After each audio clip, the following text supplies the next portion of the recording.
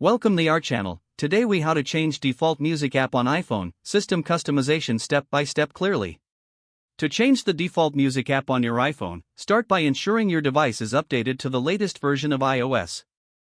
Open the Settings app on your iPhone. Scroll down and tap on the Music option. In the Music settings, look for the Audio Quality section.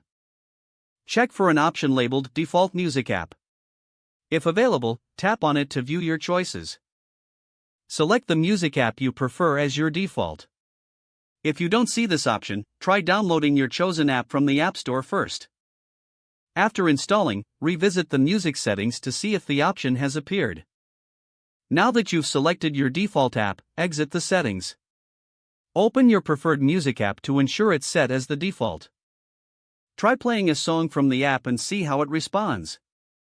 Your iPhone will now route music requests through the app you've set.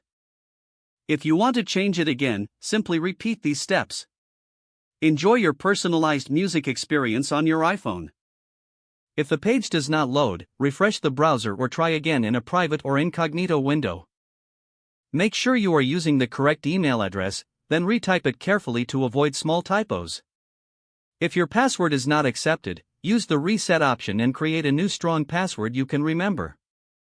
Check your spam folder for verification or security emails, then complete any requested confirmation steps.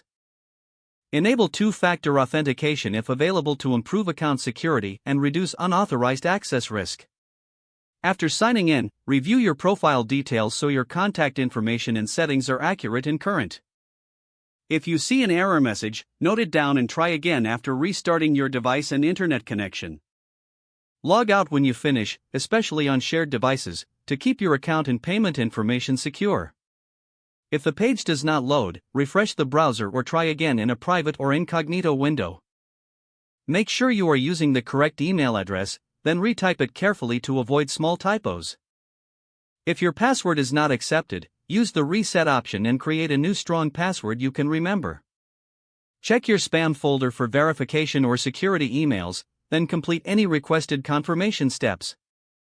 Enable two-factor authentication if available to improve account security and reduce unauthorized access risk.